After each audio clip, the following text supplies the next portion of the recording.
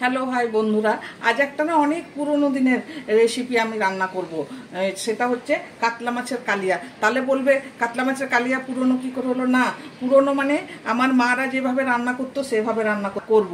আর আমরা দেখো রান্না করি পেঁয়াজ দিই, রসুন দিই, টমেটো দিই, আর কিন্তু আমার মারা দিত না, মা কাকিমারা দিত না। ওনারা কি দিতেন? খালি এই যে জিরে বাটা, আদা জিরে বাটা, সাথে গোলমরিচ আর একটা রসুনের কোয়া, এই যে দেখো, আর এই যে গরম মশলাটা থাকবে, ওটা তো লাস্টে দেবো। আর এটা কিন্তু আমি মিক্সারে পিসবো না, এটা আমি শিলনোড়ায় পিসবো, সেটা তোমাদের দেখাবো। মাছটাকে আমি প্রথমে ম্যারিনেট করে দেবো নুন হলুদ দিয়ে। এই যে দেখো মাছটা না ভালো করে ম্যারিনেট করে দিচ্ছি, এখানে আর কিচ্ছু দেবো না। আর আমি যে কালিয়া বানাবো, দইও দেবো না, কেননা এটা কি হবে বলো তো, একদম মাখা মাখা হবে আর দেখতে খুব সুন্দর হবে। যেহেতু আমি বাটা মশলা দিয়ে করব, আমি সিলবারটাতে বাটবো ওই মশলা, তারপরে করব। এই যে দেখো, এটা নুনটা ততক্ষণ ঢুকুক, ততক্ষণ আমি মশলাটা রেডি করে নিয়ে আসি। দেখো প্রথমে আমি জিরেটা দিয়ে দিচ্ছি, জিরেটা পিষে নেবো। জিরেটা আমার বাটা হয়ে গেছে, তা আমি এই যে গোলমরিচ আর রসুনটা দিয়ে দিলাম। এবার আমি তুলে নেব।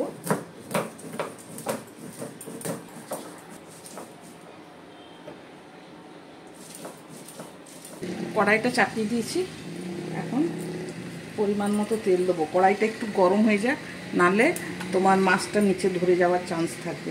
কড়াইটার মধ্যে না একটুখানি নুন দিয়ে দেবো, তাহলে কি হবে, মাছটা না নিচে ধরে যাবে না। আমি দুটো করে ভাজবো, একসাথে দিলে না তো একদম জড়াজড়ি হয়ে যাবে। মাছটা ভাজা হয়ে গেছে, এবার আমি তুলে নিচ্ছি। আর আমার তেল লাগবে না, আমার কড়াইয়ের মধ্যে যা তেল আছে সেই তেলের মধ্যেই আমার হয়ে যাবে। দেখো আমি এখন ফোড়নে দিচ্ছি শুকনো লঙ্কা, তেজপাতা আর জিরে। শুকনো লঙ্কা, তেজপাতা, জিরে।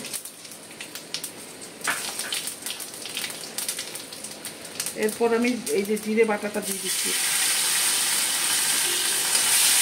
আমি একটু জল দিচ্ছি, না তো মশলাটা পুড়ে যাবে।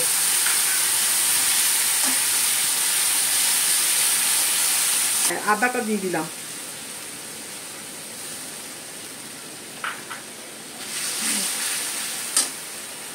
এরপর এখানে এটা অবশ্য তখনকার দিনে ছিল না, কিন্তু আমি এটা ব্যবহার করছি, একটু দেখতে ভালো লাগবে তাই একটু লঙ্কা বাটা দিচ্ছি। ওই যে কাশ্মীরি রেড চিলি, এই যে ওইটা একটু দিলাম, একটু দেখতে ভালো হবে তাই।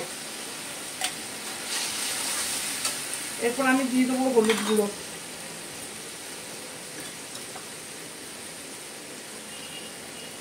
এই যে হলুদের গুঁড়ো, আর একটু ঝাল হওয়ার জন্য একটু লঙ্কার গুঁড়ো সামান্য। ব্যাস, আমার আর কিছু মশলা লাগবে না। এটার মধ্যে আমি একটু চিনি দিয়ে দেবো, কালারটা ভালো আসবে তাহলে আরও। আমরা এখন এই যে কাশ্মীরি চিনি দিয়ে কালার আনছি। আমার মা কাকিমারা কি করতো, তেলের মধ্যে চিনিটা দিয়ে দিত, তাহলে কালার আসতো। এবার মশলাটা তেল ছাড়া পর্যন্ত অনেক ভালো করে কষাতে হবে। আমি এটা একটা রসুনও দিয়েছি, সেই রসুনের গন্ধটাও যেতে হবে, ততক্ষণ পর্যন্ত ভালো করে কষিয়ে নিচ্ছি। আমি এখন দিয়ে দিচ্ছি একটু চিনি, একটু এটা ব্যালেন্স করার জন্য, এই যে একটু চিনি আর নুন। আমি নুন কম করে দেবো, কেননা আমার মাছের মধ্যে নুন মাখানো ছিল, তারপরে আমি কড়াইয়ের মধ্যে মাছটা ভাজার সময় নুন দিয়েছিলাম, তাই নুন একটু কম করে দিলাম। এবার ভালো করে মশলাটা কষাবো। তেল আসতেও শুরু করেছে উপর, কিন্তু আরও ভালো করে আসুক, মশলাটা আরও ভালো করে ভাজা হোক, আরও সুন্দর গন্ধ হোক। আমি এই যে আদা জিরেটা পিষে নিয়েছি, এবার আমি গরম মশলাটা পিষে নিয়ে আসবো। আমি গরম মশলাটা আগে পিষিনি, কেননা ওটার যে খুশবুটা চলে যাবে, তাই আমি এখন এটার মধ্যে জল দিয়ে মাছটা ঢেকে দিয়ে যাব, তারপরে আমি নিয়ে আসবো গরম মশলাটা পিষে। দেখো তেল একদম উপরে এসে গেছে, দেখতে পাচ্ছ কিনা তোমরা জানি না, লাইটটা কম আছে তো। দাঁড়াও, আমি কড়াইটা একটু তোমাদের এমনি করে, এই যে দেখো তেল একদম উপরে এসে গেছে, দেখেছো? এই যে দেখো, এরপর আমি জল দিয়ে দেবো। বেশি তো জল দেবো না, এটা তো কালিয়া হবে, মাখা মাখা হবে। জানো এই রেসিপিটা আমার মা আমার দাদার যেদিনে পাকা দেখা হয়েছিল সেই দিনে বানিয়েছিল। তো তো সবাই নাম করেছিল, সবাই খেয়েছিল, যারা যারা তারা সবাই খুব খুব নাম করেছিল। তা আজ আমার মনে পড়ে গেল, আজ মা নেই আমাদের কাছে, তো রেসিপিটা মনে পড়ে যাচ্ছে তাই বানালাম। মাছ আমার দেওয়া হয়ে গেছে, চলো আমি গরম মশলাটা ততক্ষণে একটু পিষে নিয়ে আসি। একটু ঢাকা দিয়ে দেবো, এরকম হালকা হাঁচেই হবে এইটা। এই যে ঢাকা দিয়ে দিচ্ছি। এই যে দেখো হয়ে গেছে, একদম সুন্দর হয়ে গেছে। দেখাই তোমাদের, এই যে মাছ সেদ্ধ হয়ে গেছে, এই যে সব কালারটা কি সুন্দর এসেছে দেখেছো? ওই যে আমি কাশ্মীরি রেড চিলি পাউডার এই ইয়ে পিষে দিয়েছি না, পেশা ছিল দিয়েছি না, তাই। এই যে দেখো আমি গরম মশলাটা পিষে নিয়ে এসেছি, এই যে দিয়ে দিচ্ছি গরম মশলাটা, ভালো করে দিয়ে দিলাম, বেশি না অল্পই দিয়েছি।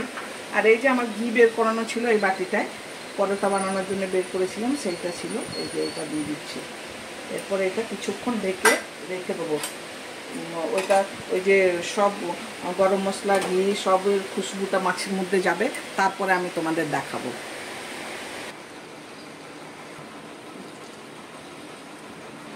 এই যে দেখো রেডি হয়ে গেছে কাতলা কালিয়া। দেখতে কেমন হয়েছে দেখো, প্রথমে এখানে টমেটো দিইনি, পেঁয়াজ দিইনি, তবুও দেখো কত সুন্দর হয়েছে দেখতে। না তোমরা এমনি ঘরে এক সময় বানাবে, নিশ্চয়ই বানাবে, আর কেমন হয়েছে সেটা কমেন্ট করে বলবে।